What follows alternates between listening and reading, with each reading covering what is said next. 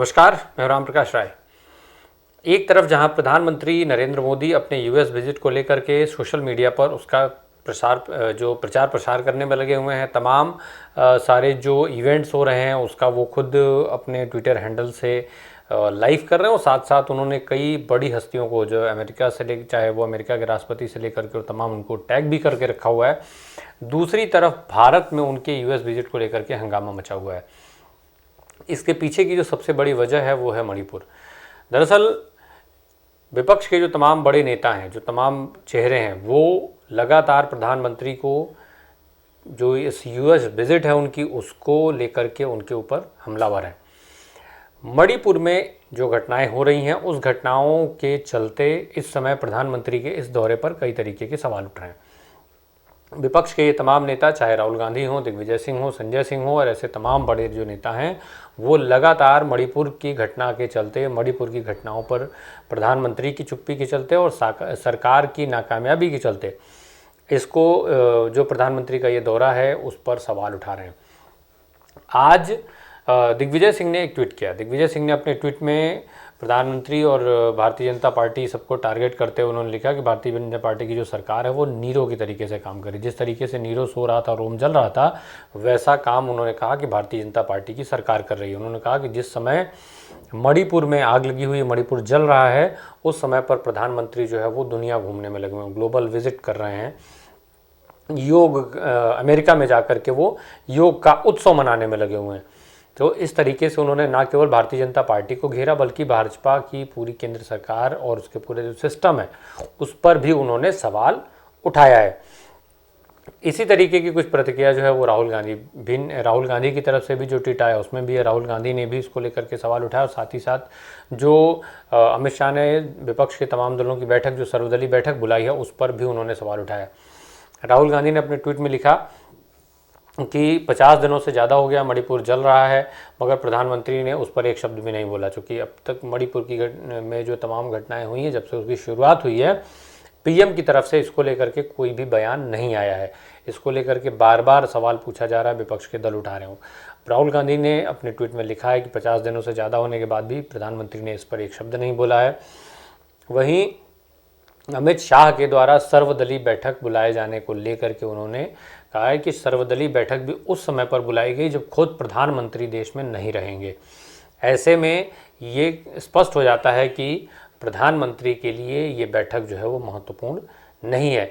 यानी जिस समय सारे नेताओं को अमित शाह बुला रहे हैं उस समय पर प्रधानमंत्री उस बैठक में नहीं रहेंगे। इसके पीछे अब कई सारे सवाल भी इससे जुड़ते चले जा रहे हैं। एक तो ये कि भारतीय जनता पार्टी कि ये जो अमित शाह ने बैठक बुलाई है, ये स्पष्ट नहीं हो पा रहा है कि आखिर ये बैठक अमित शाह ने बुलाई क्यों है। सर्वदलीय बैठक अमित शाह किस तरीके से बुला पाते हैं, चूँकि हम केंद्रीय गृह मंत्री हैं। अगर अमित शाह के पास सबसे जो महत्वपूर्ण जिम्मेदारी है वो ये कि पहले मणिपुर के जो घटनाएं हो रही हैं उनको कंट्रोल करते, तो सरकार उसमें पूरी तरीके से विफल दिखाई दे रही है। सरकार की तरफ से तमाम जो प्रयास हुए भी, जिनके लिए सरकार कह रही है, या हालांकि इस पर बहुत बोला नहीं जा रहा है सरकार की तरफ से, सरकार ने फोर्सेस भेज दिए और ये सारी चीज़ें, पर वहाँ पर जो हालात है वो किसी भी तरीके से नियंत्रण में नहीं आ पाए। तो मणिपुर के हालात नियंत्रित करने की बजाय अमित शाह किस अधिकार से सर्वदलीय बैठक बुलाने में लगे हुए हैं, ये एक खास जो है ये एक विशेष सवाल है। इसके साथ साथ जब सर्वदलीय बैठक होगी, जब तमाम दलों के नेता, जो बड़े नेता हैं, वो वहाँ पर उस बैठक में मौजूद रहेंगे, तो फिर उस बैठक से प्रधानमंत्री भाग क्यों रहे। प्रधानमंत्री के लिए चूँकि पहले से भी विपक्ष के तमाम दल आरोप लगाते हैं कि वो इस तरीके की चीज़ें नहीं करना चाहते हैं जहाँ पर उनको जवाब देना पड़े। तो अगर विपक्ष के दल आएंगे तो निश्चित तौर पर उस बैठक में, उस चर्चा में सवाल जवाब भी होंगे और जब सवाल पूछे जाएंगे तो प्रधानमंत्री को जवाब भी देना होगा। तो प्रधानमंत्री को किसी तरीके का जवाब ना देना पड़े, इसलिए प्रधानमंत्री के देश में ना रहने के टाइम पर ये सर्वदलीय बैठक बुलाई गई है। क्योंकि जो घटना 50 दिन लगातार से हो रही है, सर्वदलीय बैठक जो अब बुलाई गई है वो 21 तारीख के पहले भी बुलाई जा सकती थी। यानी प्रधानमंत्री जिस समय देश में थे, ये बैठक तब भी बुलाई जा सकती थी। प्रधानमंत्री के देश में रहते हुए बैठक बुलाए जाने की ज़रूरत अमित शाह या केंद्र की सरकार ने क्यों नहीं समझी, ये एक बड़ा सवाल है। इसी तरीके से संजय सिंह जो आम आदमी पार्टी के नेता हैं, राज्यसभा सांसद, उन्होंने भी ट्वीट किया। उन्होंने जो है वो ट्वीट करते हुए लिखा कि प्रधानमंत्री नरेंद्र मोदी पर उन्होंने अपने ट्वीट में टारगेट किया। उन्होंने लिखा तमाशेबाज राजा। साथ ही साथ उन्होंने एक पूरी वीडियो उन्होंने प्रधानमंत्री के तमाम जो एक्टिविटीज़ होती हैं, तमाम दौरे जो होते हैं उनमें जो उनकी एक्टिविटीज़ होती हैं उसको लेकर के एक वीडियो भी उन्होंने उनमें पोस्ट किया है अपने ट्विटर पे। साथ ही साथ उन्होंने लिखा है कि जनता ने महंगाई पर ध्यान देने को कहा तो राजा जो है वो गुफा में ध्यान लगा करके बैठ गया। यानी इन्होंने भी योग उत्सव जो हुआ, जहाँ पर प्रधानमंत्री ने अमेरिका में जहाँ पे योग के उत्सव में भाग लिया, उसको टारगेट करते हुए, उस पर सवाल उठाते हुए ये पूरी वीडियो और ये अपना ट्वीट पोस्ट किया।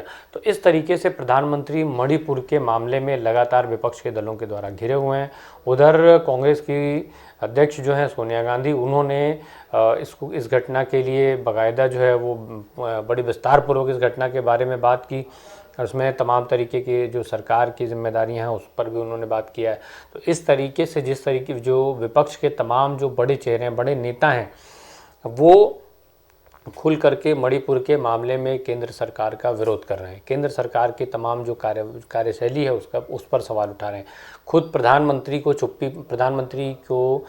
उस पर, इस पूरे मामले पर चुप रहने को लेकर के सवाल उठाए जा रहे हैं। इन सब के बावजूद भी किसी की तरफ से कोई प्रतिक्रिया भारतीय जनता पार्टी में नहीं आ रही है। अमित शाह का ये इनिशिएटिव देखा गया है कि उन्होंने सर्वदलीय बैठक बुला ली। अब इस बैठक में क्या नतीजे निकलेंगे, बैठक के जो ये नेता शामिल होते हैं, क्योंकि अब सवाल ये है कि जब अमित शाह सर्वदलीय बैठक बुलाएंगे तो इस बैठक में कौन से जो दल हैं उन दलों से कौन से नेता जाएंगे, ये एक बड़ा सवाल है अपने आप में। क्योंकि और अगर अगली पंक्ति वाले नेता नहीं जाते हैं, तमाम दलों के अगली पंक्ति के जो नेता हैं वो नहीं पहुंचते हैं इस बैठक में, तो फिर इस बैठक से क्या निकल करके आएगा, क्या परिणाम निकलेगा। दूसरा ये कि ये बैठक करने के पीछे अमित शाह का जो उद्देश्य है वो क्या है और क्या उससे वो निकाल पाते हैं। क्योंकि सर्वदलीय बैठक से मणिपुर में हालात बदलने के लिए किस तरीके का जो है वो किस तरीके की योजना निकाल पाएंगे, ये अपने आप में एक बड़ा प्रश्न है। तो ये तमाम जो प्रक्रिया है इस मामले को लेकर के ये सवाल है। और साथ ही साथ इससे बड़ा सवाल प्रधानमंत्री का दौरा हो गया है। प्रधानमंत्री के दौरे को लेकर के ज़्यादा जो है यहाँ पर स्थितियाँ भयानक होती जा रही हैं भारत में। मणिपुर की जो स्थिति है उसको लेकर के तमाम विपक्ष के नेता इस समय प्रधानमंत्री को टारगेट करने में लगे हुए हैं, उनके इस दौरे पर सवाल उठा रहे हैं। और इस दौरे पर चूँकि सबसे पहले सुब्रमण्यम स्वामी जो भारतीय जनता पार्टी के नेता, उन्होंने ही सवाल उठा दिया था, तो इसलिए विपक्ष और ज़्यादा जो है मजबूती से इस मामले को उठाने में लगा हुआ है। अब देखना ये होगा कि भारतीय जनता पार्टी इस मुद्दे से कैसे निकलती है, कैसे इस मुद्दे से पार पा पाती है। और साथ ही साथ ये भी देखने की बात होगी कि इस तरीके से मणिपुर का मामला जल्द से जल्द सरकार के द्वारा सुलझाया जाए, ताकि वहाँ के जो लोग हैं, वहाँ के लोगों की जिस तरीके से ज़िंदगियाँ जा रही हैं और जिस तरीके से वहाँ पर हालात बने हुए हैं, उन हालातों पर काबू पाया जा सके और लोगों की ज़िंदगी वहाँ पर सामान्य हो सके, लोग वहाँ पर अपने जीवन को आसान बनाते हुए आसानी से अपना जीवन निर्वहन कर सकें। केंद्र सरकार को निश्चित तौर पर जल्द से जल्द इसको लेकर के सार्थक कदम उठाने चाहिए। धन्यवाद।